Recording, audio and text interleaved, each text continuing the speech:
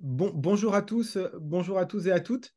Euh, les participants sont en train d'arriver. Bonjour, on est très heureux d'ouvrir cette nouvelle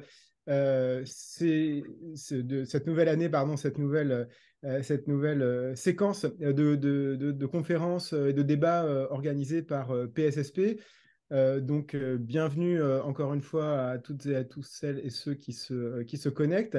On a aujourd'hui le plaisir d'accueillir dans le cadre de cette conférence d'ouverture de la saison, voilà, c'était le mot que je cherchais, deux universitaires, deux chercheuses et chercheurs qui sont respectivement historiens et sociologue. Je vais vous les présenter dans une minute.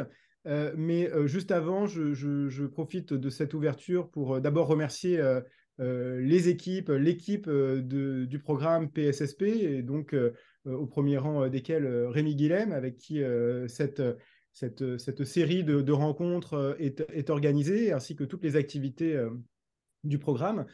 Et puis bien sûr, les soutiens des activités de PSSP, au premier rang desquels la Fondation de France qui nous accueille virtuellement ce soir, et puis la Fondation Caritas France, la Fondation Daniel et Nina Carasso, et nos collègues outre-Atlantique du PhiLab, donc le laboratoire qui travaille sur la philanthropie au Québec, également à l'interface du monde académique et du monde des praticiens.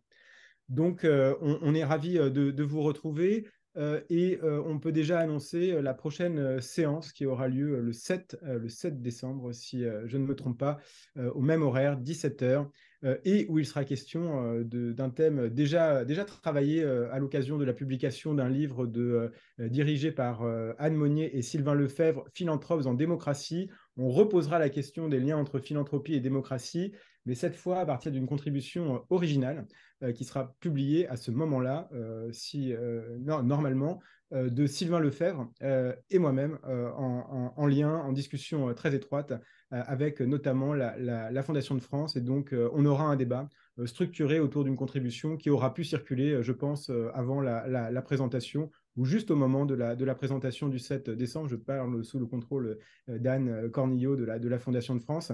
Voilà, on aura cette séquence-là le 7 décembre prochain. Aujourd'hui, on a souhaité s'intéresser à la philanthropie en gardant à l'esprit un peu une marque de fabrique du programme, c'est-à-dire le souhait d'avoir une approche très interdisciplinaire qui croise les regards, notamment les regards historiques, les regards de sciences politiques, les regards de sociologie, et ce soir en croisant aussi les espaces nationaux les espaces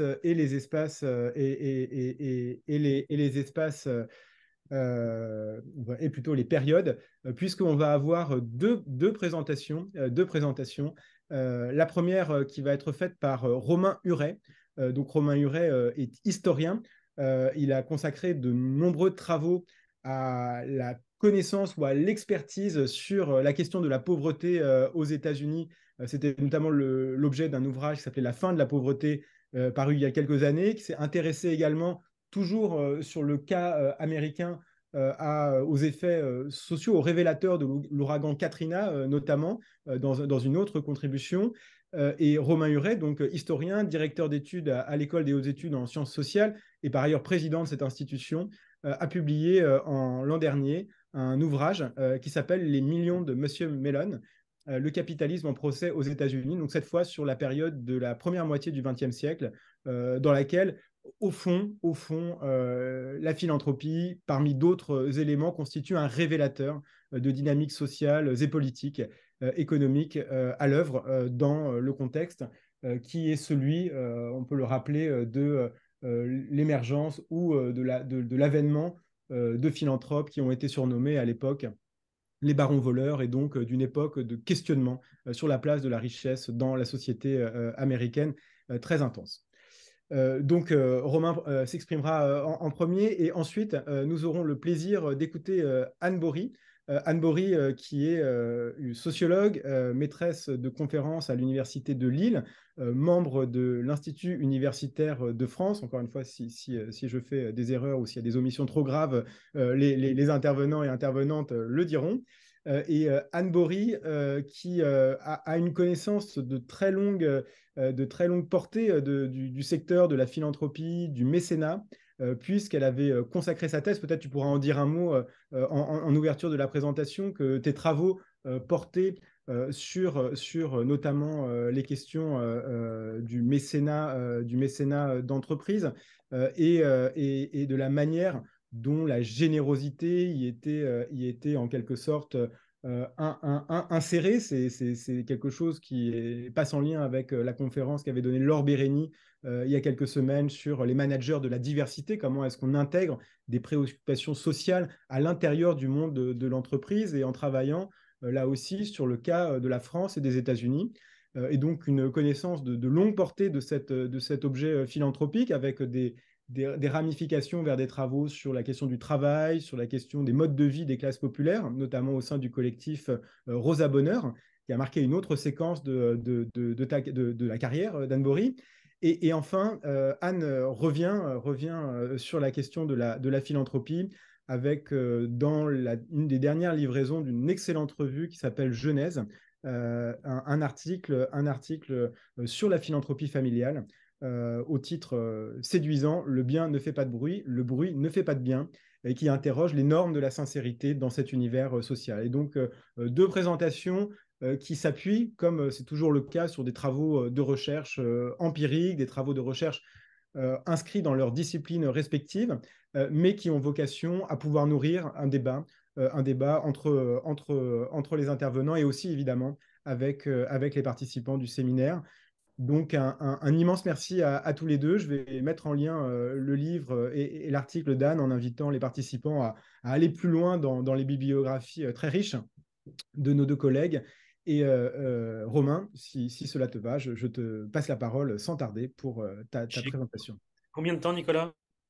Une vingtaine de minutes, peut-être, si ça te Très va. bien. Ah oui, Voilà. c'est très bien, c'est parfait. Non, mais merci beaucoup hein, pour l'invitation. Je suis ravi d'être là pour vous présenter une entrée autour de la philanthropie à partir d'un cas d'étude hein, que j'ai conduit. Ça ne marche pas. Non, je voulais. Enfin, excusez-moi. Voilà, un cas d'étude que j'ai développé dans ce livre qui est paru au début d'année, qui s'appelle Les millions de Monsieur Melon, le capitalisme en procès aux États-Unis, paru aux éditions La Découverte, où la philanthropie joue un rôle pas central, hein, je crois dans le livre, mais elle occupe une partie à la fois des motivations du procès et une partie de la résolution, je vais y revenir, du procès. Ce que je peux, de manière très pédagogique, hein, je vais essayer de vous présenter trois choses. Un, que le procès peut être une porte d'entrée intéressante sur la philanthropie. Deux, que le procès est aussi un moment de mise à l'épreuve des dispositifs philanthropiques aux États-Unis qui ont démarré au début du XXe siècle. Et enfin, que paradoxalement, et je vais expliquer pourquoi, que le procès est aussi un moment important de légitimation de cette même philanthropie et des dispositifs philanthropiques pour les plus riches, et qui, à mon avis, a laissé beaucoup dans l'histoire des États-Unis et bien au-delà, hein, quand on connaît le poids de la philanthropie états-unienne comme modèle pour le reste du monde. Je pense que ce procès est à regarder avec beaucoup d'attention. Très rapidement, sans développer, parce que ce n'est pas le but aujourd'hui, et je vais vous présenter des caricatures que j'ai trouvées très intéressantes d'un caricaturiste qui couvre le procès pour un certain nombre de journaux aux États-Unis, et que j'utilise à la fois dans le livre, mais que j'ai pu consulter, et qui chaque jour venait assister à ce procès qui va durer plusieurs mois, entre d'un côté l'un des hommes les plus riches du monde et les plus puissants du monde, s'appelle Andrew Mellon. Andrew Mellon est peu connu en France et en Europe, si ce n'est pour les historiens des années 20 et de la fin de la Première Guerre mondiale, puisque c'est l'homme qui a pris en charge la reconstruction de la Belgique, la question des dettes en Allemagne et plus généralement la question des réparations dans l'Europe d'après la Première Guerre mondiale.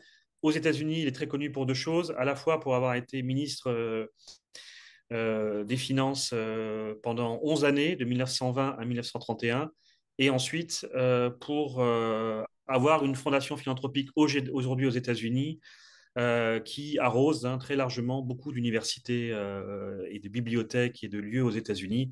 Et vous connaissez peut-être des Mellon Fellowship ou des Mellon Professors à droite, à gauche. La fondation Mellon est très importante. Et d'ailleurs, je vais essayer de vous le montrer, elle est extrêmement liée au procès qui lui a été intenté. Comme je vous l'ai dit, la question de la philanthropie n'est pas du tout au cœur du procès au départ et elle va venir un peu par ricochet dans mon histoire.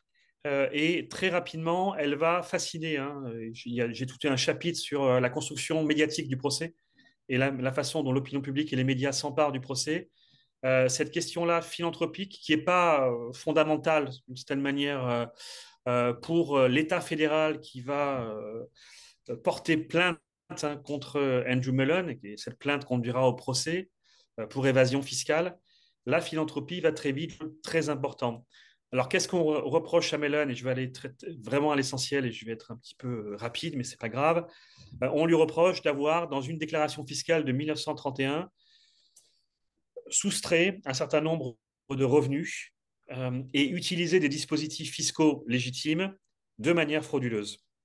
Et parmi ces dispositifs utilisés de manière frauduleuse, il y a l'exonération fiscale pour la philanthropie, sur laquelle je vais revenir, et qui, mis bout à bout, l'ensemble de ces fraudes potentielles ou ces malversations conduisent l'État fédéral à réclamer à Andrew Mellon, et c'est l'objet de la caricature que vous avez sur les yeux, qui s'appelle One Picture Not in the Mellon Collection, conduisent l'État fédéral à réclamer à Andrew Mellon 3 millions de dollars, 2 millions d'arriérés et 1 million d'amende, 1 million de dollars d'amende.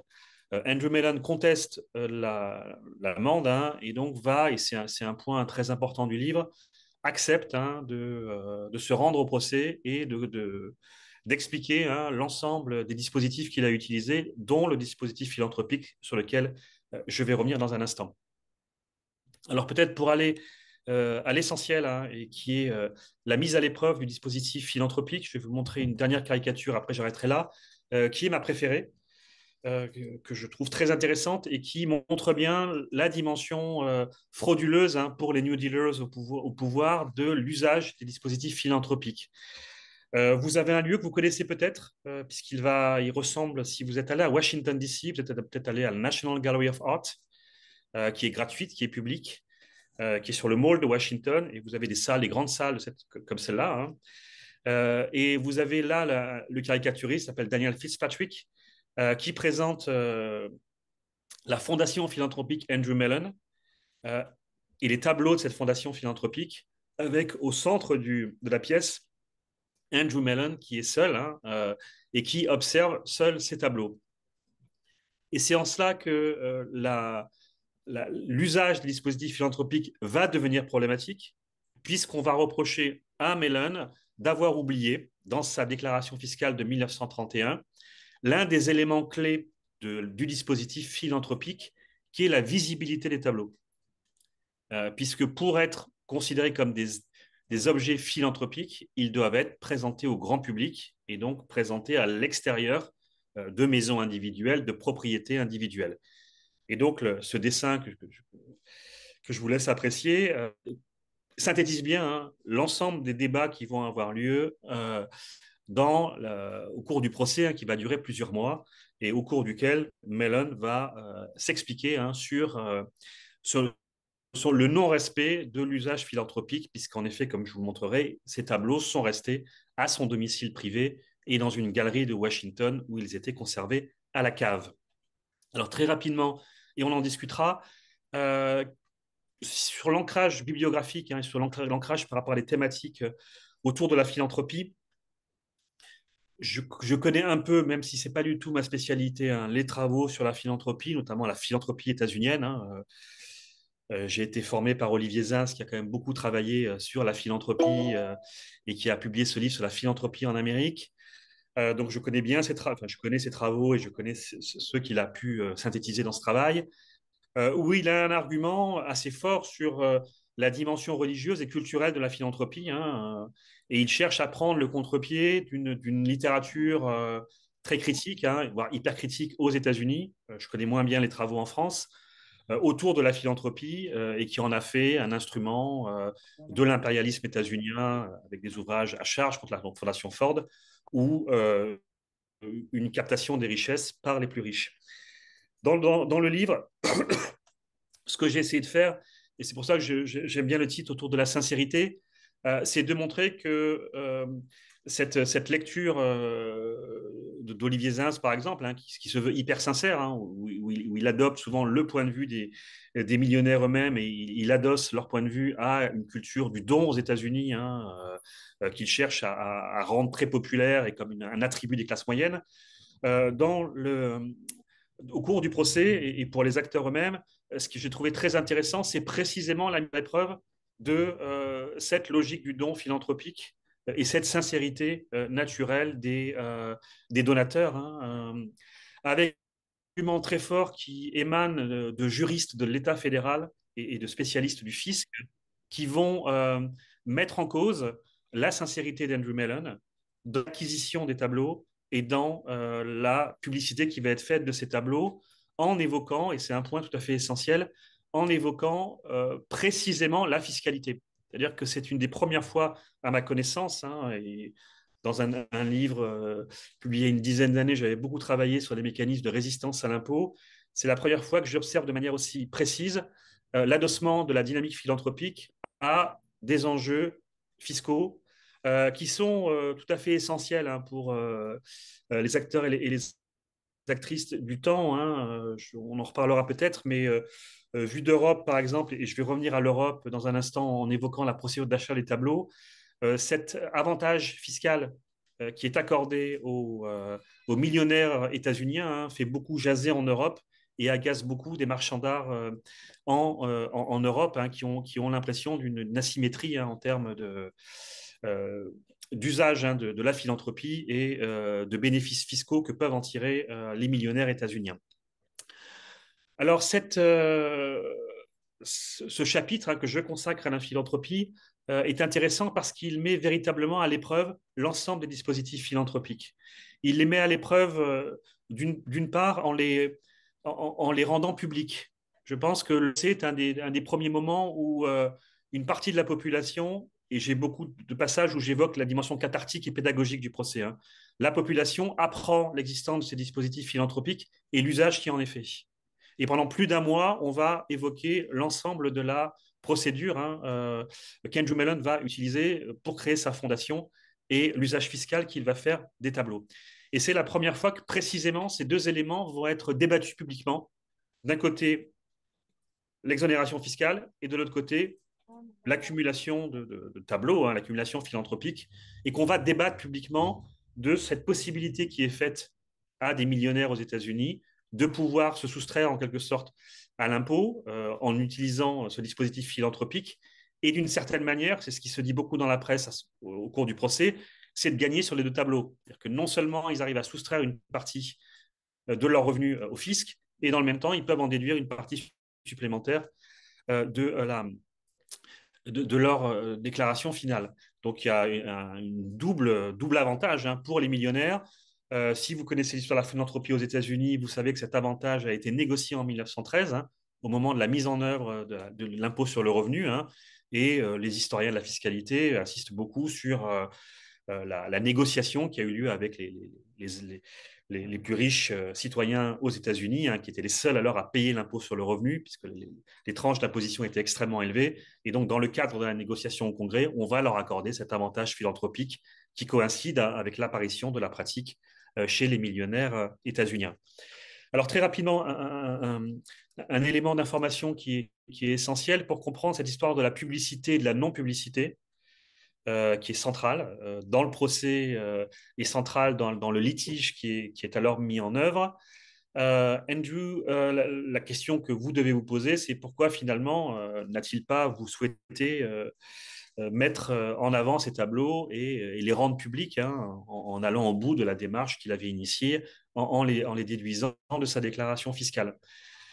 Alors, c'est sans doute l'un des passages les plus rocambolesques de l'histoire que je raconte dans le livre, qui tient à la singularité de la collection amassée par Andrew Mellon et par son entrée en fanfare en quelque sorte dans le top 5 des plus grands collectionneurs aux États-Unis à la fin des années 20. Jusqu'alors, Andrew Mellon n'était pas un grand collectionneur, contrairement à d'autres riches hommes d'affaires et banquiers. Il commence une collection sur le tard et il a je dirais une chance historique en quelque sorte, puisque en raison à la fois de son statut de ministre des Finances et de sa connaissance très étroite par les circuits diplomatiques de la volonté des autorités soviétiques de vendre une partie des collections du musée de l'Ermitage. À partir de 1926, 1927, 1928, les milieux d'art et les milieux philanthropiques apprennent que se dessine quelque chose d'incroyable. Le musée de l'Ermitage, à la demande des autorités soviétiques, décide, comme le dit l'un d'entre eux, d'échanger des œuvres d'art contre des tracteurs, c'est-à-dire pour financer l'industrialisation à marche forcée de l'URSS. On décide de trouver des liquidités et donc de vendre une partie des collections du musée de l'Ermitage. Mellon très vite se porte acquéreur par le biais de marchands d'art à Londres, à Paris et en Allemagne. Hein, je pourrais développer si vous le souhaitez. Se porte acquéreur, il a un avantage certain par rapport à d'autres, notamment collectionneurs en Europe et aux États-Unis, c'est qu'il a beaucoup de liquidités. Je raconte l'origine de ces grandes liquidités d'Andrew Mellon. Donc, il peut payer très rapidement. Et il a un autre avantage par rapport à d'autres, c'est qu'il peut aussi acheminer les tableaux d'un pays à l'autre sans trop de difficultés, puisqu'il bénéficie bien évidemment d'une immunité diplomatique et que les tableaux circuleront sans trop de problèmes entre Saint-Pétersbourg et Berlin, Berlin et Paris et Londres et vers Washington. C'est un avantage qui est important et en travaillant sur les archives des marchands d'art qui ont travaillé à cela, j'ai pu observer l'avantage que cela procure. Il y a un seul problème pour Andrew Mellon qui est de taille. Les États-Unis, je rappelle qu'il est ministre au moment où il achète les tableaux, ne reconnaissent pas l'URSS.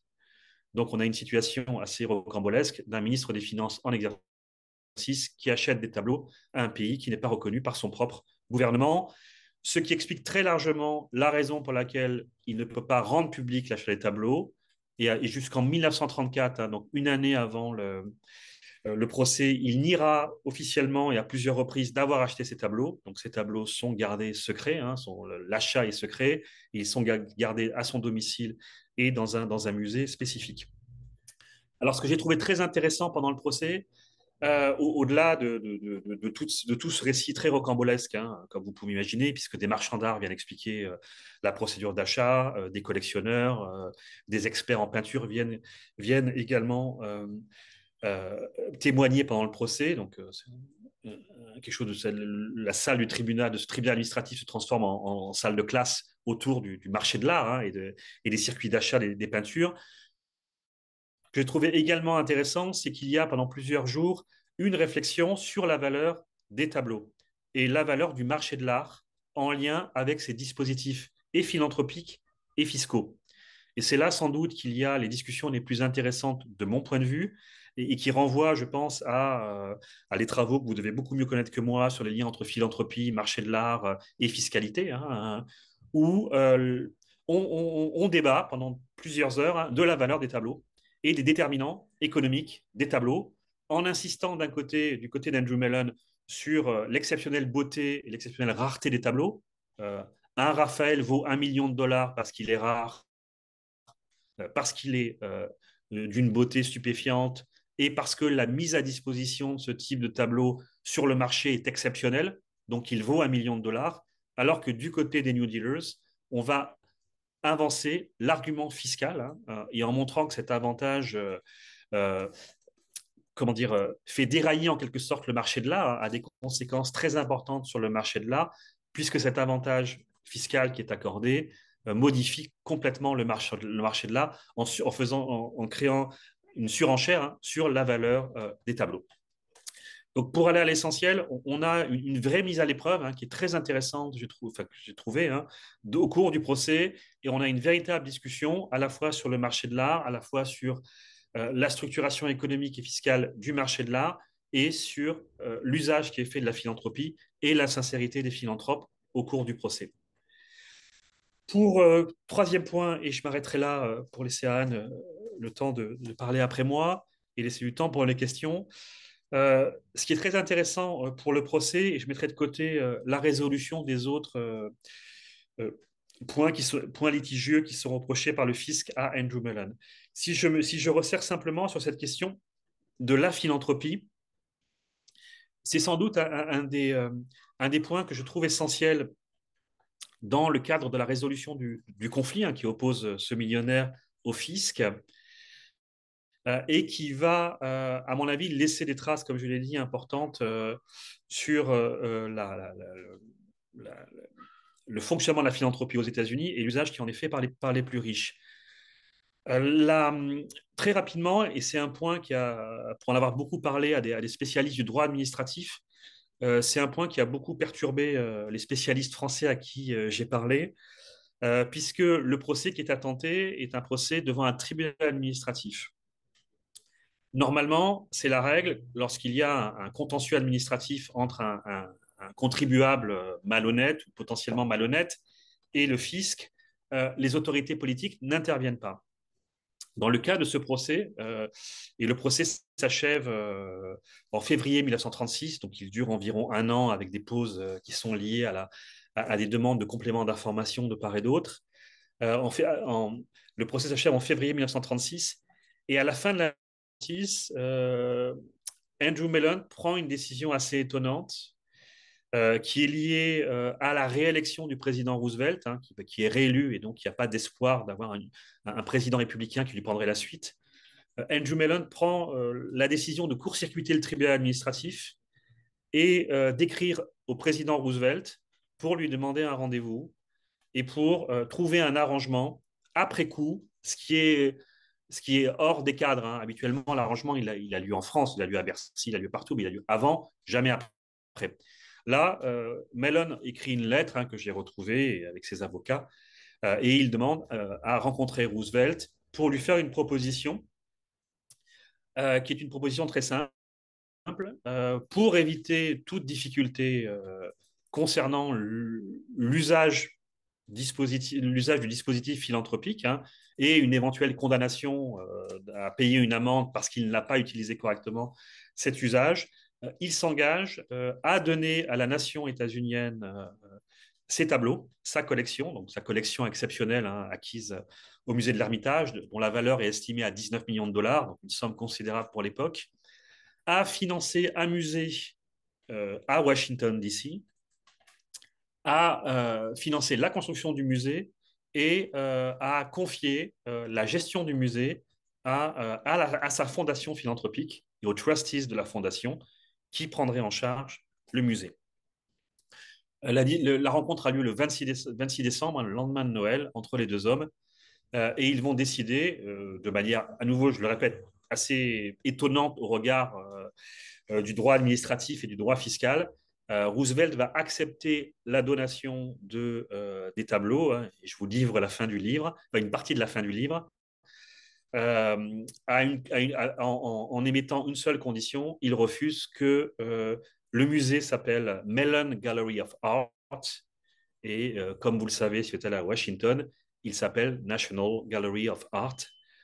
Et cette donation est annoncée au début du mois de janvier 1937, à la grande fureur de l'administration de Roosevelt et des avocats qui ont plaidé la cause de l'administration, qui s'estiment floués par le président lui-même en estimant que une partie de la procédure et de la dynamique de procédure est cassée, et ils font savoir leur mécontentement à Roosevelt.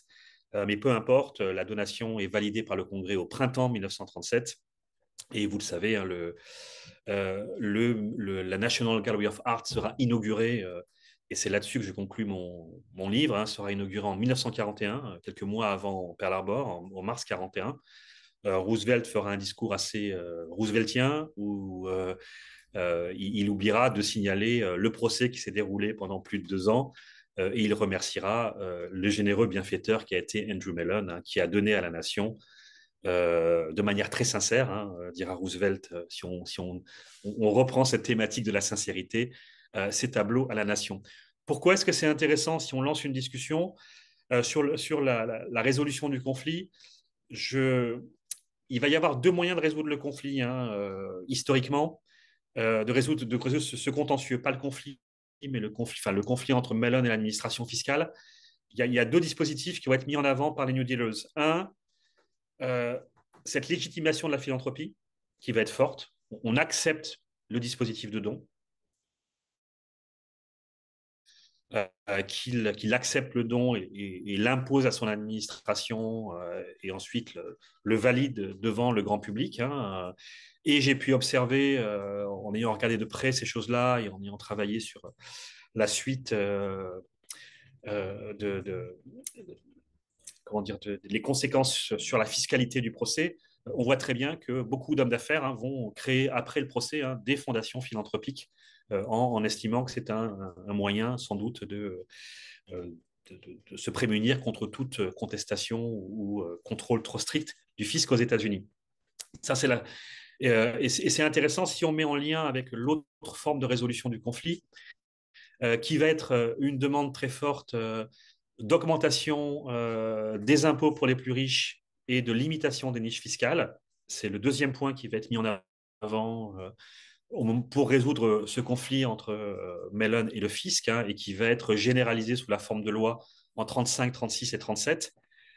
De manière intéressante, aujourd'hui, si on le regarde dans la longue durée et dans l'usage qui va être fait, il ne reste de cette manière que ce premier point, hein, c'est-à-dire cette légitimation de la philanthropie.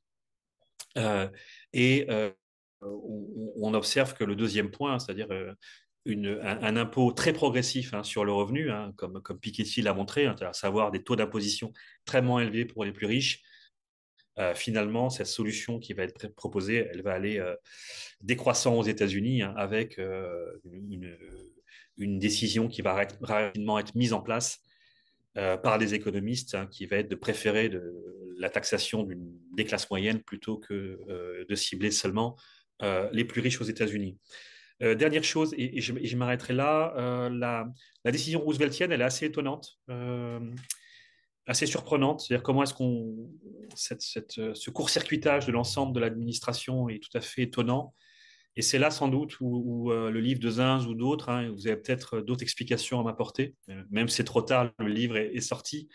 Mais je trouve que cet accord, cet entre-soi, hein, entre deux représentants des élites, deux représentants qui ont des problèmes avec leur philanthropie, hein, puisque la famille Roosevelt va être inquiétée aussi l'année suivante, hein, par des élus républicains qui vont à utiliser les mêmes dispositifs philanthropiques que ceux qui sont reprochés à Andrew Mellon.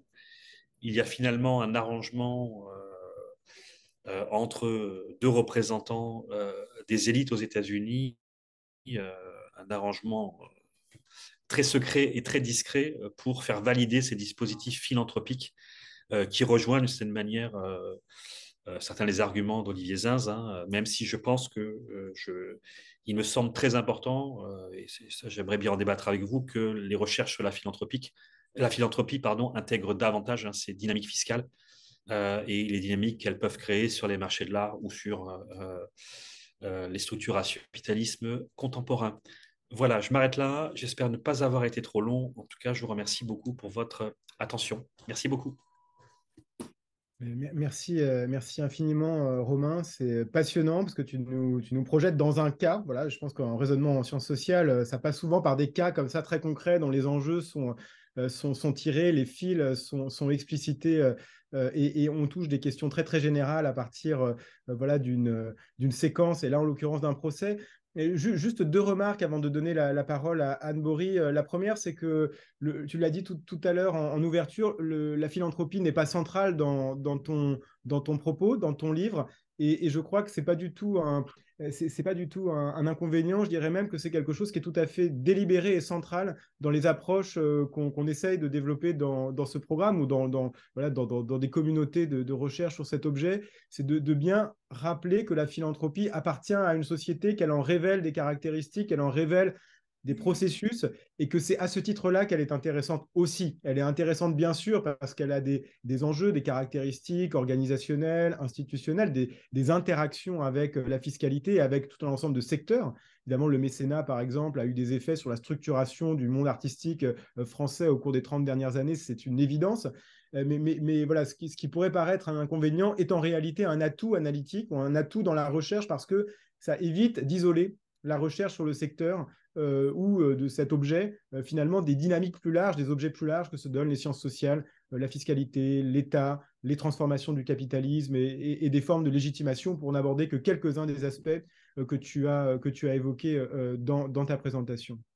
L'autre point, c'est vraiment de dire que ce retour historique permet, enfin, a une grande vertu, et par rapport à des débats très contemporains et très français, de désessentialiser la philanthropie aux États-Unis et de montrer à quel point, et ça c'est vraiment un propos qui est très très fort chez les connaisseurs du sujet, Olivier Zins en histoire, mais il y a aussi des philosophes, Rob Rich, qui est évidemment une figure éminente, et qui ne cesse de rappeler que toute la première moitié du XXe siècle a été un moment de critique politique, de critique sociale, de critique médiatique extrêmement intense de la philanthropie et des opérations philanthropiques aux États-Unis. Et donc, ça nous évite ce court-circuit, qui est aussi surtout un oubli de l'histoire ou une méconnaissance de l'histoire, qui consiste à dire, voilà, on a une critique très franco-française des dons, de leurs particularités et de leurs effets. Et je crois que là, l'exemple que tu donnes, mais au-delà de toi, la littérature que tu as mobilisée, souligne l'intérêt et l'importance de désessentialiser cette vision, aujourd'hui, il est vrai, très positive de la philanthropie aux États-Unis. Ça n'a pas toujours été le cas, loin de là, et ce n'est pas, entre guillemets, un problème franco-français. Et donc là, il y a un apport très local, très contextuel, mais néanmoins très important, parce que ça oblige à réinscrire au fond des débats sur la philanthropie dans des histoires, dans des circulations aussi de débats qui en fait sont très structurés, très présents depuis le début du XXe siècle, au moins aux États-Unis. Et donc là, on évite voilà, ce qui est voilà, un tort assez récurrent, de projeter de la nouveauté ou du caractère inédit dans des critiques contemporaines du secteur philanthropique en France. Et ça, c'est vraiment un atout et un apport. Peut-être qu'on aura l'occasion d'en dire un mot dans la discussion. Et ça fait la transition avec l'intervention ou la présentation de Anne Bory. C'est qu'il y a dans les débats autour de la philanthropie, notamment dans la philanthropie familiale, il y a la question finalement d'un procès qui est souvent fait en insincérité, au fond, et on en a eu quelques traces dans des débats récents dans l'actualité, notamment autour d'un don particulièrement visible. Je parle bien sûr de celui de la famille Arnaud au Resto du Cœur il y a quelques semaines. Immédiatement, la question, la discussion tourne autour de l'insincérité de ce don. Et de ce point de vue-là, moi, je pense qu'on pourrait partager l'idée après et la discuter éventuellement, mais que ce don-là, étant donné les caractéristiques de la famille, étant donné le fait qu'elle n'utilise pas les dispositifs de déduction fiscale, par des soucis d'image et aussi peut-être par effet d'apprentissage avec des épisodes antérieurs, en fait, ne nous donne pas forcément accès à des dynamiques qui traversent le secteur. Et en tout cas, une contribution récente d'Anne Bory, parmi, encore une fois, de nombreux travaux sur l'objet mécénat philanthropie en France et aux États-Unis, s'est intéressée à la question de la norme de sincérité dans la philanthropie familiale et à la manière dont une enquête de terrain auprès de philanthropes permet d'élaborer un certain nombre de réflexions sur cette catégorie. Et donc, je vous renvoie, ainsi qu'à l'ouvrage de Romain Huret, bien sûr, à l'article que j'ai mis dans le fil de discussion de la revue Genèse. Anne, la parole est à toi. Merci. Donc, de fait, c'est plus une discussion et un partage en fait, des réflexions que la lecture du livre de Romain Huret m'a inspiré, puisque Nicolas l'a dit, mais il y a vraiment une portée très pédagogique en fait de ce livre, s'il se centre sur une période particulière, sur les États-Unis, en fait, éclaire des débats et des pratiques actuelles, en France notamment, puisque, voilà, moi, c'est un livre que j'ai lu sans surprise depuis mes propres travaux, donc Nicolas l'a dit, sur le mystère d'entreprise en France et aux États-Unis, en thèse, qui date un peu maintenant, et sur la philanthropie familiale en France actuellement. Donc, avant de rentrer un peu plus précisément dans ce que nous dit l'ouvrage, dans comment on peut lire l'ouvrage depuis la philanthropie française actuelle, je voulais vraiment dire que enfin, je conseille toutes celles et tous ceux qui assistent au séminaire de lire ce livre, parce que c'est vraiment une forme de bonheur de lecture. A priori, on pourrait s'attendre à un peu d'aridité. Voilà, on n'a pas forcément on ne se dit pas forcément que le livre qu'on veut lire, c'est un livre qui relate un procès dans les années 30 aux États-Unis autour de questions assez techniques, en fait, de montage financier, de fiscalité, etc. Or, ça se lit vraiment presque comme un roman policier, ou en tous les cas, on a vraiment envie d'avancer dans la lecture pour comprendre à la fois ce qu'il en est et ce qui s'est joué autour de cette déclaration fiscale, et puis on veut savoir comment ça finit. Alors là, du coup, vous avez été un peu spoilé par l'auteur, puisqu'il vous a dit un petit peu comment ça finit. Mais néanmoins, voilà, vraiment, j'ai trouvé ça passionnant. Euh, et de fait, c'est un livre voilà, que j'ai lu en sociologue, donc ça va bien avec le fait que dans ce programme, on essaye aussi de faire dialoguer les sciences sociales entre elles, et que c'est un livre très sociologique, puisque c'est un livre qui, enfin voilà, Romain Huré passe euh, de nombreuses pages à remettre en contexte voilà, les positions et les prises de position des différents acteurs qu'on croise dans le livre, de Andrew Mellon bien sûr, mais de ses conseils, de Jackson qui est l'avocat de l'État, enfin, qui est celui qui représente l'administration fiscale, et de tous ceux et enfin, tous ceux d'ailleurs, parce que c'est très masculin hein, comme harem, euh, mais tous ceux qui sont intervenus à un moment ou à un autre dans ce procès et de fait dans la gestion de la fortune Mellon.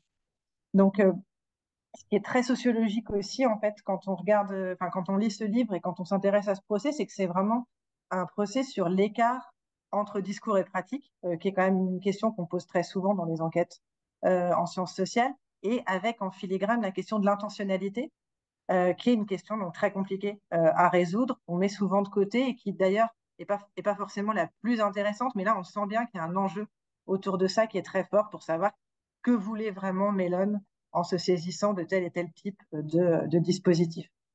Donc, du coup, les fils qu'on peut tirer par rapport à la situation contemporaine ou à ce qu'on peut voir aujourd'hui dans le monde philanthropique et en France en particulier, euh, et au-delà du monde philanthropique, peut-être pour commencer par ça, c'est d'abord que c'est vraiment un livre sur les usages élitaires du droit et sur l'articulation entre droit, donc là, voilà, qui intéresse au premier lieu et sans surprise les sociologues du droit, mais pas seulement les praticiens du droit de façon générale, et puis tous ceux qui s'intéressent à l'articulation entre usage du droit et enfin usages sociaux du droit et vie économique. Euh, et comment, en fait, là, et donc il y a vraiment le livre donne plein d'exemples de comment ces usages du droit sont très socialement situés et comment Mellon, depuis les positions euh, qu'il occupe à la fois politiquement et économiquement et socialement, est en mesure d'avoir enfin, une utilisation optimale, en fait, de tous les textes et dispositifs possibles qu'il a par ailleurs contribué lui-même à mettre en place et à faire voter, et comment, en fait, du coup, cette position lui permet de se saisir de tous les outils possibles pour, en l'occurrence, payer le moins d'impôts possible. Mais du coup, ça n'est pas non plus, enfin voilà, on n'est pas face à un cas où l'accusé, puisque c'est sa position dans le livre, a un rejet de l'impôt. Et il y a des passages très, très intéressants sur ce que Mellon conçoit comme un impôt juste, et qui est pour le coup quelque chose que des collègues comme Alexis Spire ou Camille Erlingiré, dans des travaux récents, ont travaillé sur le rapport des différentes classes sociales et en l'occurrence des classes supérieures à l'impôt, à la fiscalité. Euh, Donc, comment est-ce que, du coup, voilà, comment est-ce qu'on retrouve ça dans des enquêtes?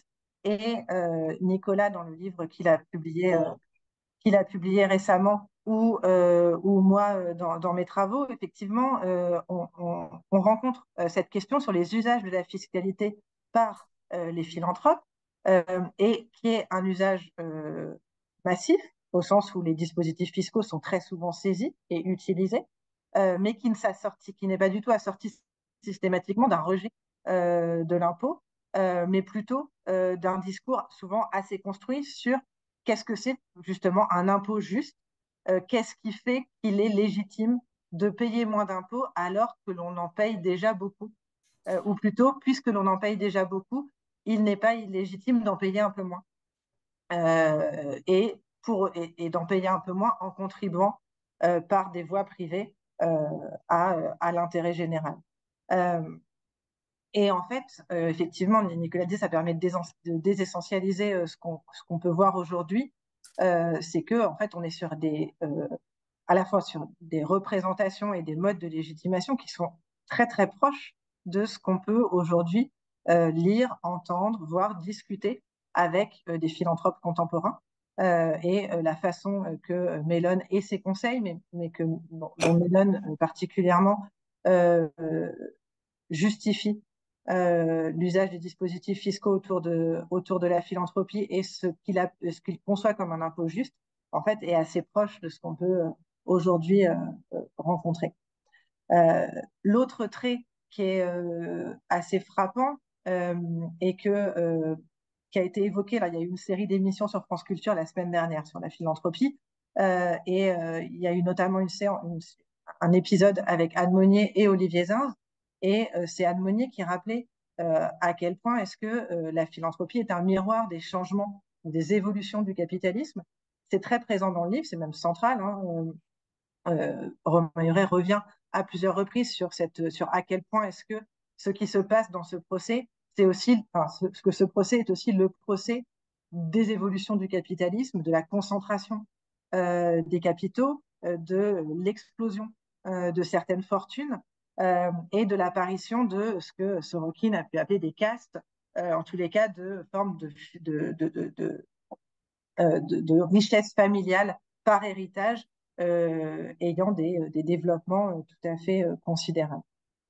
Et où en fait on voit bien que aujourd'hui, au travers quand on regarde la philanthropie, on voit les différentes composantes du capitalisme français, pour ce qui, enfin je dis nous parce que du coup j'inclus Nicolas dans mon bateau, mais dans ce qui nous inclut, dans ce qui nous intéresse dans la philanthropie française, c'est qu'on y voit la coexistence entre un capitalisme industriel, familial assez ancien, et un capitalisme financiarisé qui, du coup, donne lieu à des fortunes plus rapides, plus récentes, plus spectaculaires aussi, souvent elles aussi basées sur l'héritage, mais sur voilà, des stratégies de placement qui ne sont pas tout à fait les mêmes, et sur un rapport à l'argent et à la fortune qui n'est pas tout à fait le même.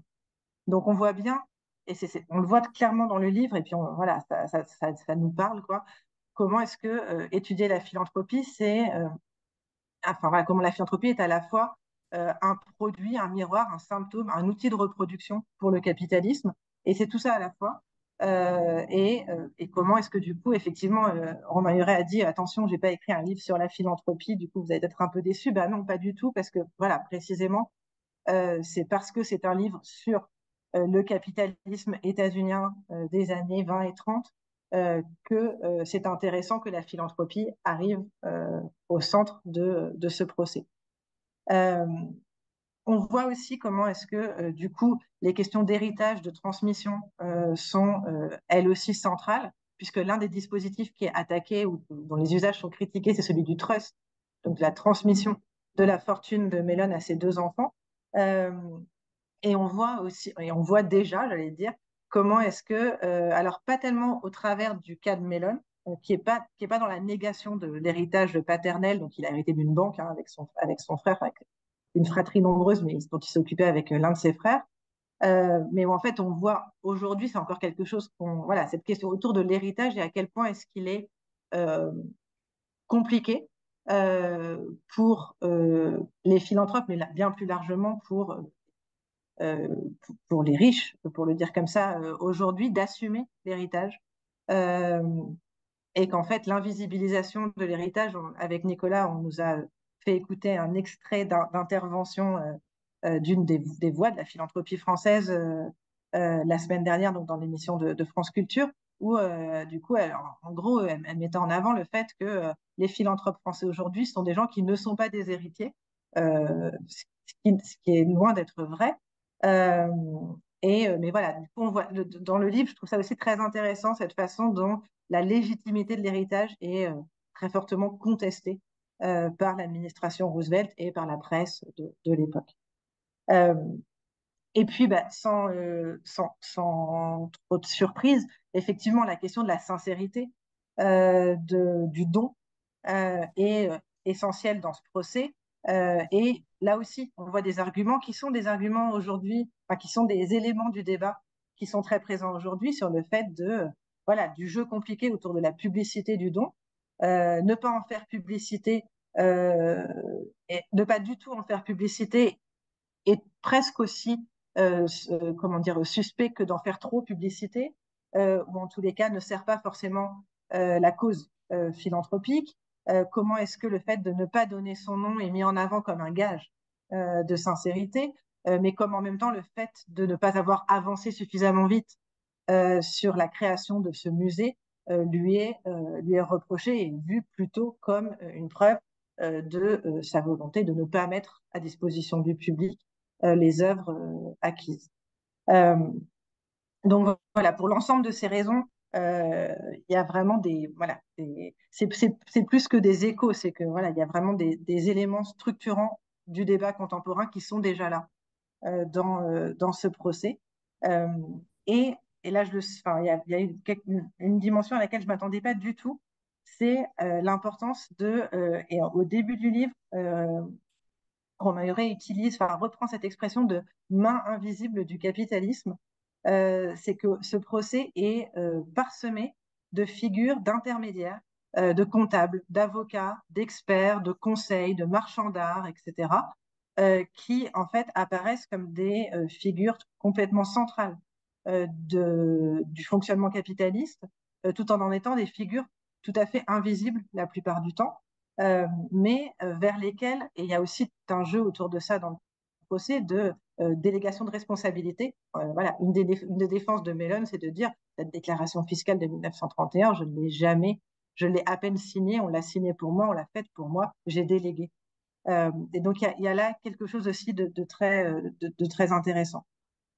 Et puis voilà, on peut forcément conclure là-dessus sur le fait que on le voit enfin, c'est très présent dans le livre, la tension entre accumulation de richesse et démocratie en général, et entre philanthropie et démocratie en particulier, qui, voilà, dans des ouvrages récents, donc, Nicolas a évoqué Rob Reich, ça a été le cas de Julia Cagé, ça a été le cas du livre de Philanthrope en démocratie qui a été présenté l'année dernière dans le séminaire.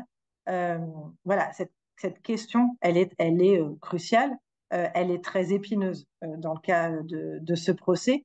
Euh, et on peut noter que, voilà, autant son avocat insiste très fortement sur la volonté de Mellon de donner à la société dans son ensemble, euh, et finalement, c'est peut-être un bon résumé de ces débats, c'est qu'effectivement, c'est un musée pour tous et toutes, au final, qui est ouvert, mais c'est une collection qui est choisie par un seul.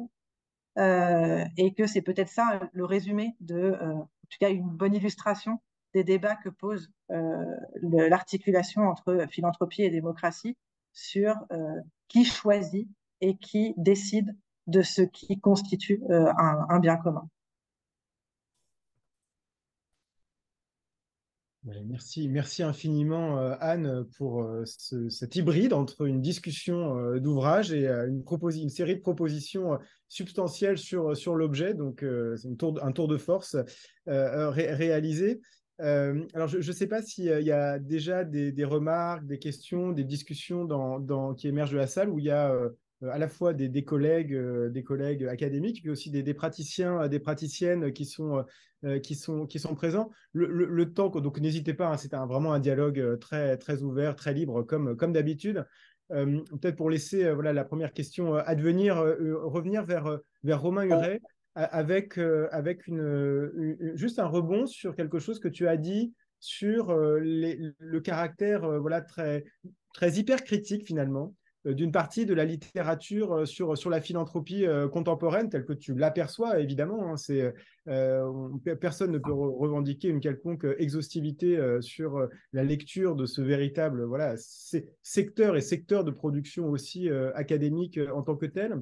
Est-ce que toi, le détour historique, historien, mais je pense que je pense pas complètement extrapoler en disant que tu travailles sur des objets historiques, la résistance à l'impôt, les experts de la pauvreté, et puis donc ce procès avec aussi des questionnements très contemporains, des questionnements contemporains qui ont pu se matérialiser dans des travaux sur, par exemple, l'ouragan Katrina, où il y a bien des logiques d'évolution de la protection sociale américaine, des relations interraciales qui étaient présentes. Est-ce que tu as le sentiment que finalement, il y a eu une évolution des débats, de la construction du débat public sur cet objet et si oui, qu'est-ce que tu voulais dire en mettant un petit peu à distance et en se référant à Zinz, ce que tu as appelé une littérature hyper critique sur la philanthropie, si j'ai bien compris, hein, bien sûr. Non, peut-être si je peux réagir à ce qu'a dit Anne et je vais venir dans un instant à ce que tu proposes. Il y a un point qui est essentiel tous les deux, c'était peut-être l'idée était désessentialiser un certain nombre de débats. Euh, pour la petite histoire, quand j'ai proposé un peu ça à l'éditeur en pensant que ça n'allait pas du tout l'intéresser, parce que je lui ai dit que il y avait une manière d'écrire le livre qui était très particulière. C'est la première fois que j'écris un livre de cette manière-là, sous une forme un peu polar, un peu roman, etc. J'avais jamais écrit un livre de cette manière-là. Et deux, j'avais envie de tirer aucun fil. C'est-à-dire que c'était un... Et l'éditrice Stéphanie Chevrier, qui dirige la découverte, était entièrement d'accord. Il ne fallait surtout tirer aucun fil. Et vous voyez qu'il n'y a aucun fil qui est quasiment tiré. Et l'idée était de laisser, d'une certaine manière, chacun juger sur pièce. En ajoutant une dimension qui n'a pas été simple dans l'écriture du livre, mais qu'Anne a relevé, qui est la perspective symétrique.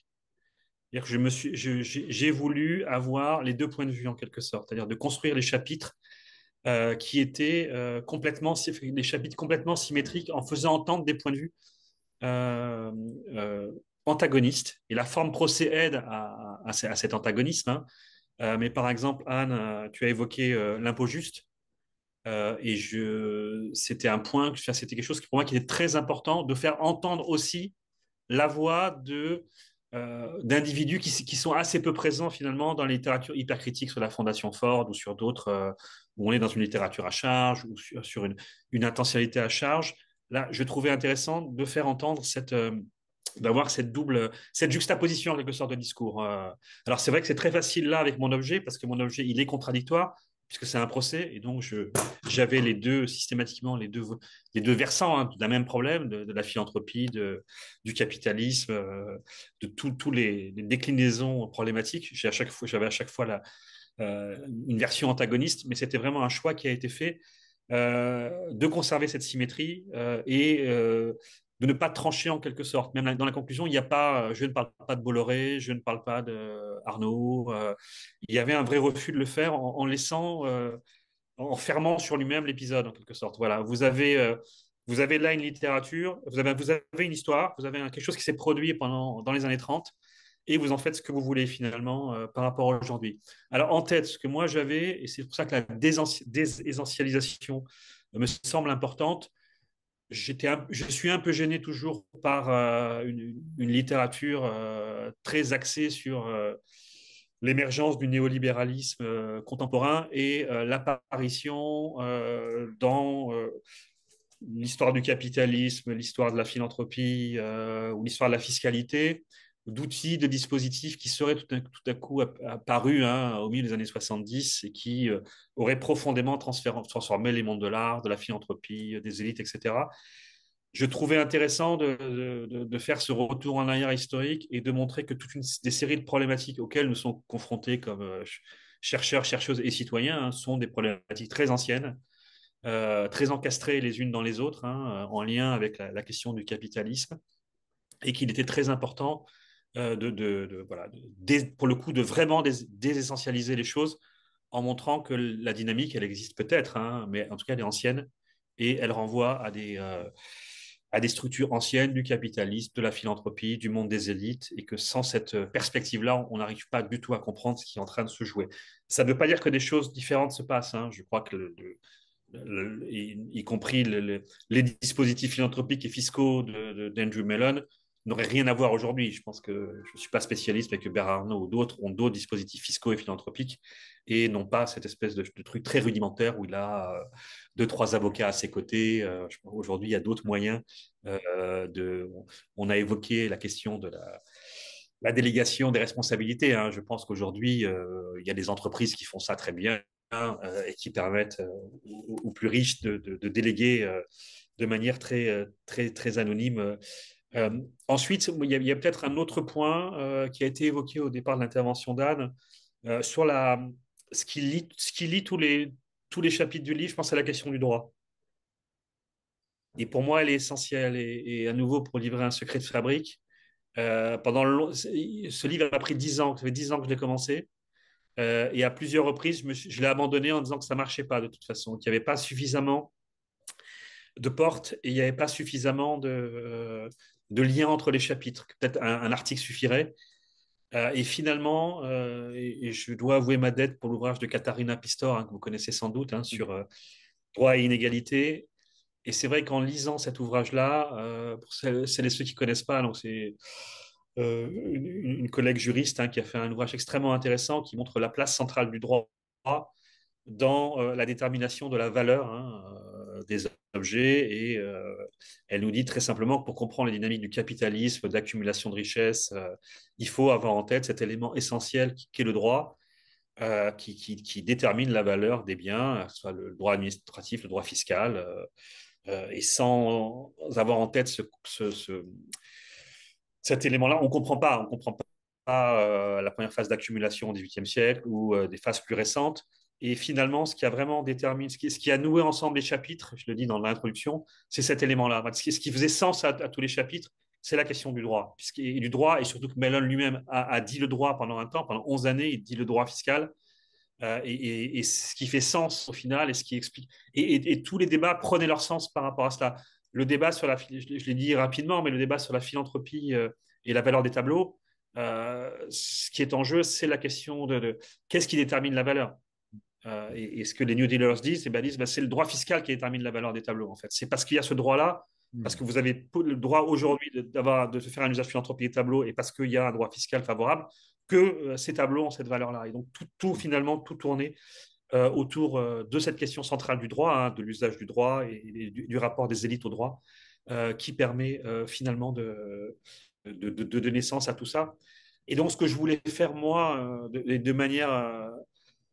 de cette manière assez simple, c'était poser comme ça des entrées sur la fiscalité, sur la philanthropie, sur le capitalisme, en disant attention, ce que nous vivons depuis 50 ans n'a rien de neuf.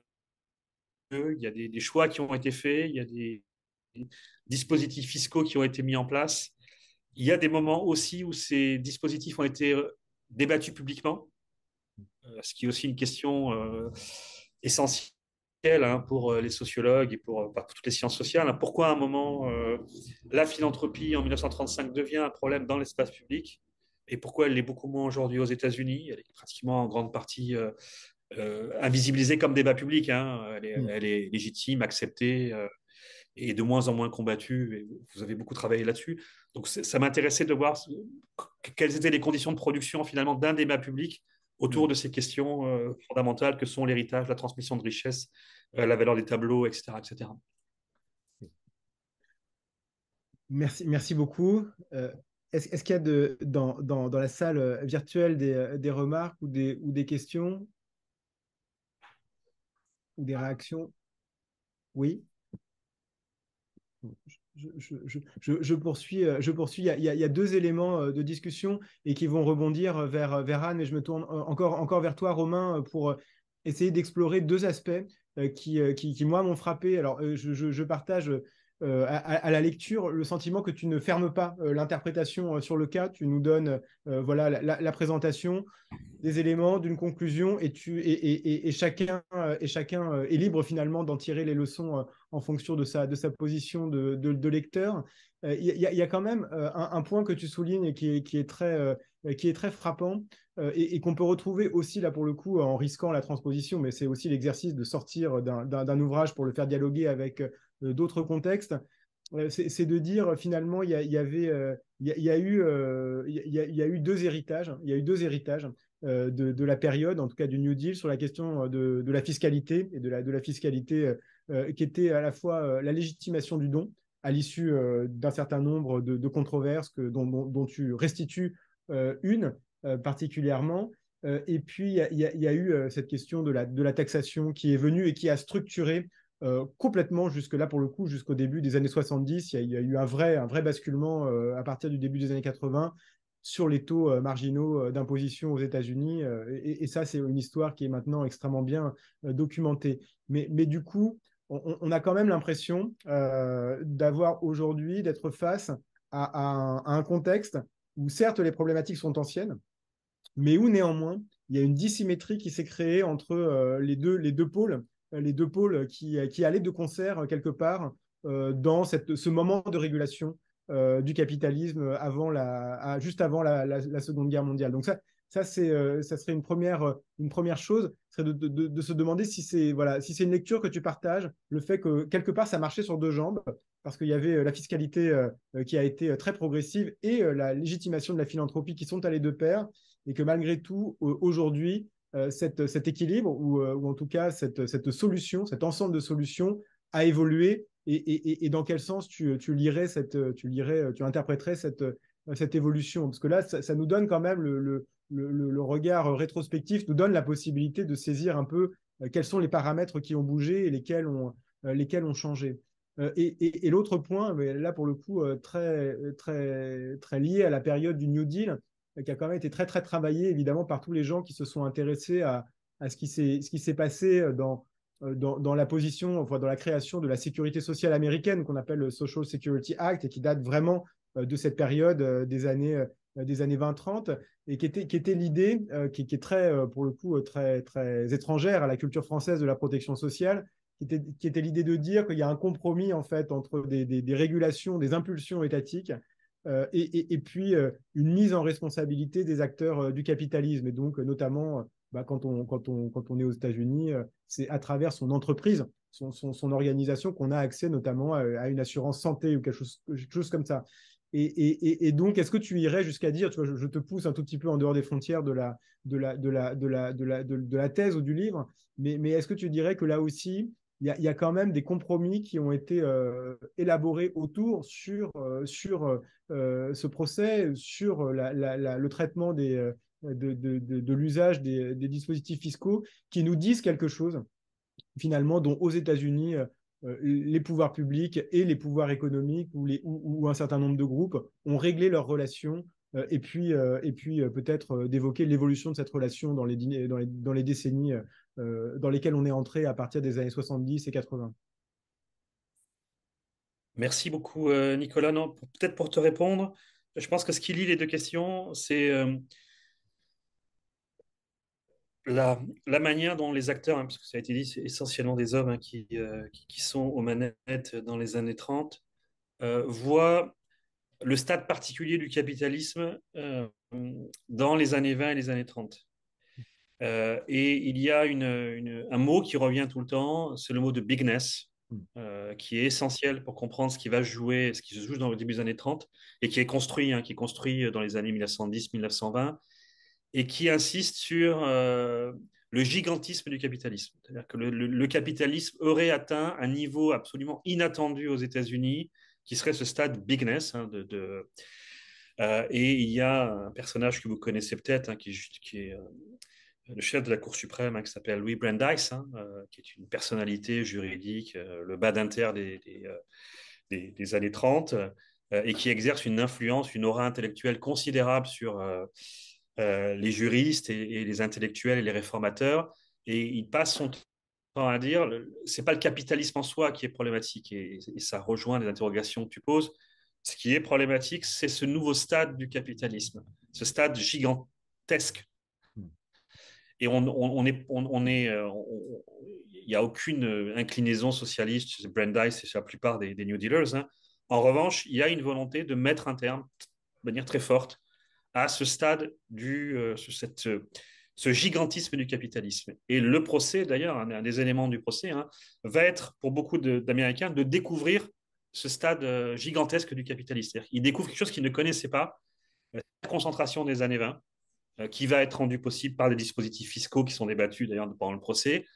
Et on assiste à une hyper-concentration, hein, alors qu'on pensait avoir cassé les monopoles, on pensait avoir rétabli une égalité du monde de l'entreprise. On se retrouve, à cause de la Première Guerre mondiale, de l'arrivée au pouvoir des républicains, des lois qui sont votées, avec un capitalisme qui n'a jamais été aussi concentré à la fin des années 20. Donc, une, et pour répondre peut-être à ta deuxième question d'abord, je pense que il n'y a pas d'hostilité forte des New Dealers et de Roosevelt au monde privé, hein, d'où l'imbrication, hein, et il y a plein de travaux que je connais très bien qui ont montré l'imbrication très forte privé-public en matière de sécurité sociale, en matière d'assurance sociale, et on verra très bien ce dispositif mixte, hein, comme on dit, hein, qui se met en place parce qu'il n'y a pas d'hostilité. En revanche, l'hostilité, elle est à l'égard de ce stade gigantesque en quelque sorte, et de cette manière dont Roosevelt et d'autres, hein, ne souhaitent mettre un terme et réguler le capitalisme, hein, et ça va être la plupart des mesures qui sont adoptées après le procès ou à partir de 1935, hein, sont des mesures de régulation du capitalisme, de plus grande transparence du capitalisme. Les avocats qui travaillent pour le procès vont se recycler dans la lutte contre les monopoles en 1937, etc., etc. Donc il y a une vraie dynamique qui porte là-dessus. Sur les deux jambes, je pense que tu as entièrement raison. C'est-à-dire, et là, c'était de ma part les deux jambes, hyper progressivité de l'impôt et philanthropie. Je suis d'accord avec toi. C'est-à-dire, y compris dans l'esprit de Roosevelt, hein, et de beaucoup de New Dealers à l'époque, les deux choses vont ensemble et aller ensemble d'ailleurs dès le début de l'impôt sur le revenu aux États-Unis. C'est-à-dire il y a une hyper progressivité de l'impôt. Et je rappelle, hein, l'impôt aux États-Unis est payé seulement par 5% des Américains en 1935. Hein, donc, seuls les plus riches paient l'impôt. Et c'est comme ça depuis 1913, hein, 1913-1935, que les plus riches paient l'impôt. Et la contrepartie qui va être faite dans la négociation qui va avoir lieu entre les secteurs économiques et politiques va être de leur offrir une niche philanthropique en quelque sorte, hein, qui s'explique par le religieux, le culturel, etc. Et la culture du don. Et là, je suis Olivier sur ces arguments qu'il a pu avoir dans son livre. Et là où je suis d'accord avec toi, c'est que Roosevelt, en quelque sorte, recycle ça. C'est-à-dire qu'il va dire, voilà, en juin 1935, on annonce au Congrès, on va augmenter les taux d'imposition, on va faire payer les plus riches, on va limiter les niches fiscales, et dans le même temps, il ne voit pas d'inconvénient à dire à Mellon, bon, sur cette affaire de tableau, la donation est possible et on va s'arranger. Euh, et donc, en effet, tu as entièrement raison pour dire qu'aujourd'hui, on est dans un schéma où il y a une des jambes qui n'est plus là, hein, ou en tout cas, on est passé. Je rappelle juste pour information que le taux d'imposition marginal supérieur dans les années 50 est de 91% pour les revenus supérieurs. On est à moins de 30% depuis les années 70-80. Pour vous montrer, enfin, là, quand Piketty et d'autres parlent d'hyper-progressivité, c'est hyper, c'est-à-dire que vous payez très cher. Et d'ailleurs, des périodes où il y a assez peu de résistance à l'impôt. Et s'il y en a peu, c'est parce qu'il y a le dispositif philanthropique. On a les grandes fortunes dans les années 40-50 se plaignent assez peu parce qu'elles passent une partie de la fortune, hein, et se débrouillent pour ne pas payer les taux d'imposition marginaux supérieurs, pardon. Donc, je suis d'accord, c'est ce qui sans doute explique la particularité de la période. Ceci étant dit, on n'a pas non plus d'opposition forte à la jambe qui reste, en quelque sorte. Y compris aux États-Unis, on voit très bien que les attaques contre la philanthropie sont assez faibles, hein, et que ça a été évoqué par Anne. On a plutôt. Il y avait une collègue sociologue qui avait travaillé là-dessus. Son nom m'échappe là, étant un peu fatigué ce soir, mais qui avait travaillé sur les refus d'héritage. Son nom m'échappe. Peut-être Nicolas ou Anne, vous avez son nom. Mais je trouve intéressant que finalement, la résistance parfois à la philanthropie vient d'héritiers ou d'héritières qui refusent l'héritage, hein, et qui refusent d'entrer dans ce jeu philanthropique et testamentaire, beaucoup moins que dans l'espace public où on voit assez peu. Quand j'avais présenté le livre aux États-Unis, on m'avait beaucoup cité le procès contre Gates, hein, Bill Gates, pour le monopole. Beaucoup d'historiens du capitalisme, de spécialistes du capitalisme et des fondations, me disaient que ça leur faisait beaucoup penser au procès contre Gates, où finalement, ce qu'on lui reprochait essentiellement était de ne pas avoir de fondation, plus que la situation de monopole et l'acquisition extraordinaire de richesses. Et d'ailleurs, il avait parfaitement compris, puisqu'à la suite de menaces de procès, il avait créé la fondation Bill et Melinda Gates. Donc, c'est aussi imprègne complètement la culture états-unienne aujourd'hui, cette idée que la jambe doit exister et qu'elle est parfaitement légitime. Oui, merci infiniment. Et je pense que ton développement invite à revenir vers Anne sur, alors au risque là aussi de caricaturer les contextes et d'en donner une vision très, très superficielle, mais peut-être je pense qu'on peut quand même dire que là, la dynamique inégalitaire, en tout cas aux États-Unis, est extrêmement forte depuis 40 ans, n'a pas réellement d'équivalent, même s'il y a des évolutions en France et qu'on a conservé peut-être, on a un système d'incitation au don qui est très, très développé en France, très substantiel, très structuré, très efficace, au dire, y compris du secteur lui-même, et en même temps des niveaux d'imposition qui n'ont pas été abaissés autant que ça a été le cas aux États-Unis. Et donc, finalement, ce que tu disais, Anne, tout à l'heure, c'est qu'il y a des formes de régulation aussi sur l'impôt et sur l'usage des déductions fiscales, avec ce point qui finalement ressort des enquêtes qu'on connaît, dont on dispose, le panel Ellipse notamment, qui nous montre que finalement, oui, des gens qui contribuent beaucoup à l'impôt, peut-être parce qu'ils ont des instruments de personnalisation, d'appropriation, ne le rejettent pas et donc sont en capacité de se l'approprier. Est-ce que ça, c'est quelque chose que tu as vu ou entendu dans ton enquête sur la philanthropie familiale? Oui, oui, oui, absolument, au sens où le fait d'avoir le droit de décider de l'attribution d'une partie de son impôt, puisqu'en fait, le mécanisme, alors qui n'est pas tout à fait le même en France et aux États-Unis, les deux sont souvent comparés, notamment parce que la législation fiscale française autour de la philanthropie a été euh, conçue et votée en regardant de l'autre côté de l'Atlantique. Donc, du coup, on a tendance à oublier, enfin, à penser que c'est, enfin, à juste, comment dire, comparer les taux. Mais donc, bon, bref. En France, ça revient à éviter une partie de l'impôt et donc à pouvoir déduire un pourcentage d'environ les deux tiers, on va passer les détails, mais de ses dons, de son impôt sur le revenu avec un plafond qui est fixé et puis à pouvoir déduire plusieurs dizaines de milliers d'euros de son IFI, donc nouvelle forme de l'ISF. Et ces dispositions, effectivement, elles rendent probablement l'impôt supportable. Au sens où, du coup, dans les entretiens moi, que j'ai pu mener donc avec une cinquantaine de philanthropes qui sont, pour la majorité d'entre eux et elles, à la tête de fondations familiales, euh, leur discours et leur pratique autour de ça, c'est effectivement bon, ils sont soumis à la fiscalité française telle qu'elle est.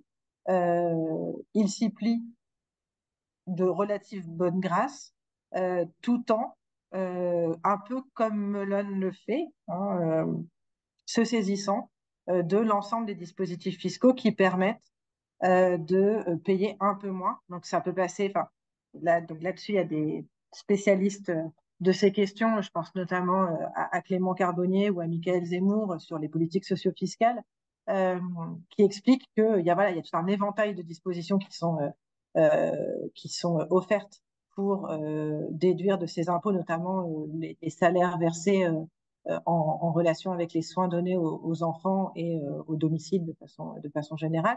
Et pour ce qui concerne la philanthropie, avec cette idée que, du coup, pouvoir décider de l'attribution d'une partie de ce qui, sinon, aurait été redistribué par l'État, est considéré comme oui, une juste compensation aux sommes très importantes versées au fisc, euh, et une compensation d'autant plus juste qu'elle est légitime puisque, eh bien, puisque les philanthropes, dans leur ensemble, euh, sont dotés d'un certain nombre de ressources, ont suivi des études supérieures, sont des héritiers de traditions familiales, etc.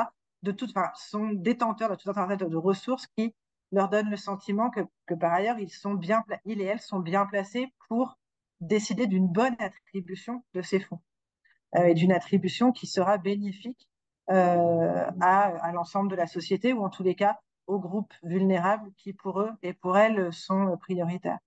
Donc, du coup, voilà, ça contribue très largement, effectivement, à la légitimation ou à l'acceptation de l'impôt. Et c'est ce qu'Alexis Spire montre bien, hein, dans son livre sur le rapport à la fiscalité des différents groupes sociaux. C'est exactement ça, c'est-à-dire c'est cette idée que on acquiesce, enfin, on consent à l'impôt d'autant plus volontiers que on peut en flécher une partie directement.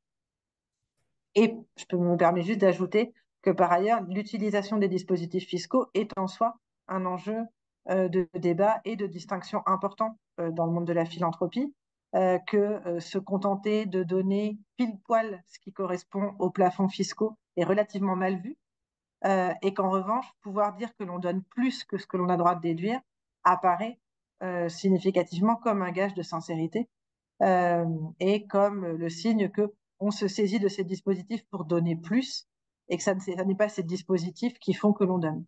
Voilà, donc avec du coup l'idée qu'il y a bien une politique d'incitation au don, mais que ça n'est pas pour diminuer son impôt que l'on donne, ce qui a un rôle de légitimation de ces dispositifs en eux-mêmes qui est très important.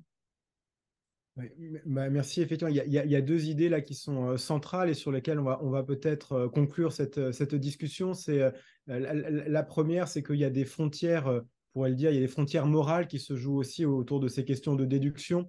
C'est pas simplement c'est pas simplement des enjeux là pour le coup d'économie, de défiscalisation. C'est aussi une capacité à se positionner quelque part dans le rapport à l'État, dans le rapport à l'argent, et puis à l'intérieur des catégories supérieures, parce que la défiscalisation ne joue, tu l'as évoqué brièvement, mais que jusqu'à un certain plafond, et au-delà, on est dans d'autres ordres de grandeur et d'autres types d'investissements dans la société. Donc ça, c'est un point qui est tout à fait essentiel. Et l'autre point, et qui rejoint là pour le coup très très directement, voilà, on veut dire la personnalité extrêmement dense et diverse socialement de Mellon, c'est le fait d'avoir accumulé par des expériences professionnelles, des positions politiques, un sentiment de compétence, un sentiment de capacité qui va s'exprimer aussi dans l'activité philanthropique et qui va être retraduite par des responsables politiques, le cas échéant, de très très haut niveau, dans le cas de l'épisode que compte Romain dans son ouvrage. Voilà. Alors, je regarde le fil de discussion parce que les questions. Il y a une question qui a été posée. Ah, voilà. Romain, est-ce que tu la vois dans le fil? Alors, je regarde. Euh,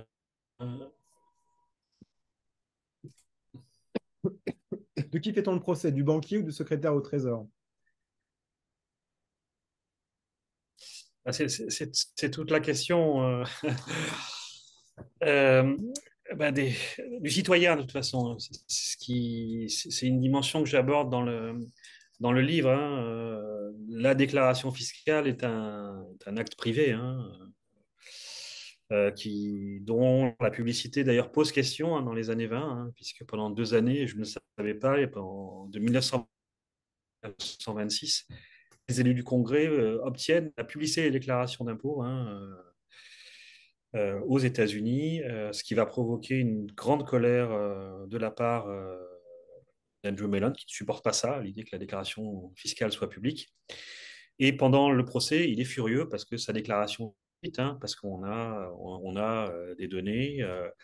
Et il va, par exemple, il refuse que ses enfants témoignent. Hein. Il est très à cheval là-dessus, en estimant. Il fixe une série de cadres qui sont liés à la vie privée. Son divorce, notamment, qui est aussi, parce qu'il y a une dimension de genre, hein, avec la question du capital familial qui est lié au divorce qu'il a connu plus jeune. Donc, je pense que ce qui est intéressant, c'est de voir comment le procès aussi redessine les frontières entre le privé et le public. Puisque cette déclaration, qui est un acte strictement privé, hein, donc pour répondre directement à la question, c'est le citoyen Andrew Mellon, hein, qui à la fois est accusé de fraude et qui répond de ces accusations de fraude, hein, mais dans le même temps, tout d'un coup, ce qui relève vraiment d'un acte privé devient tout d'un coup un débat public et crée une discussion d'ordre public avec les discussions qui vont suivre.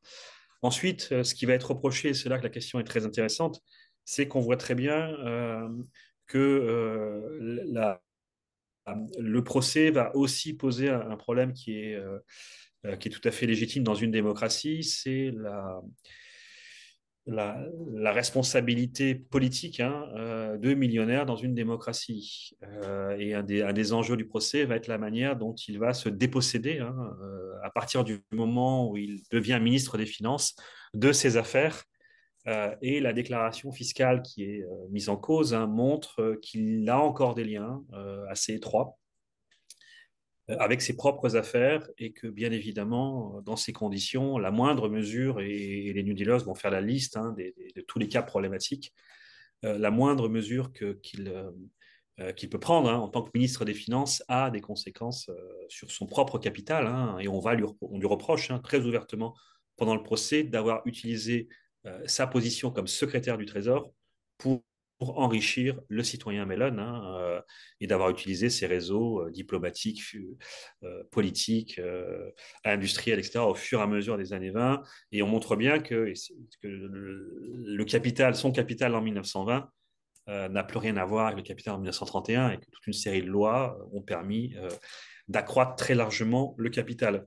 C'était un des autres aspects que je voulais développer dans le livre aussi, hein, parce que je pense que c'est une question qui est un peu centrale aujourd'hui aussi, sur la séparation du public et du privé, hein, et sur la manière dont l'État et notamment le fisc, hein, le fisc aux États-Unis était beaucoup accusé à l'époque, et il l'a un peu encore aujourd'hui, d'être, ou en France, hein, d'être un lieu de grande circulation entre intérêt public. Hein.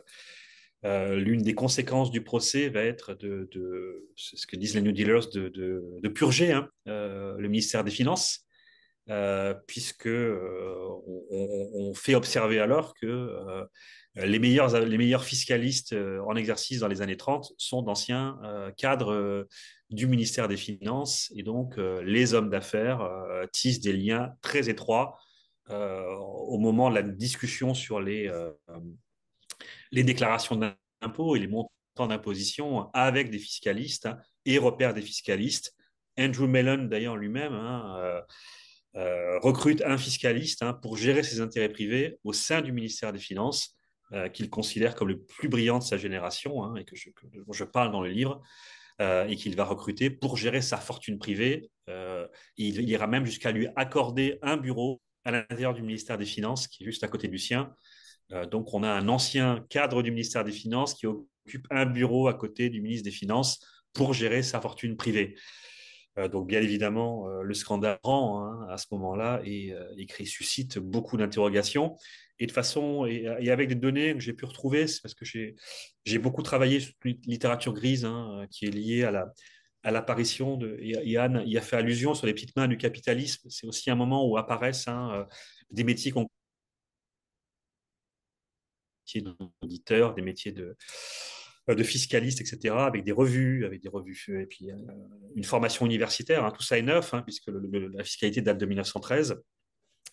Mais on voit ces circulations, on voit ces passages, hein, de l'un à l'autre, et en 36, 37, l'administration va veiller à interdire, hein, ces circulations du privé vers le public. en mettant en place des garde-fous pour éviter précisément c'est de la possibilité que les hommes d'affaires s'accaparent un ministère public, comme Mellon est accusé dans les années 20. J'ajouterais peut-être une chose par rapport à ce qu'a dit Nicolas juste avant sur la question la question de la moralité et de la construction sociale de la moralité.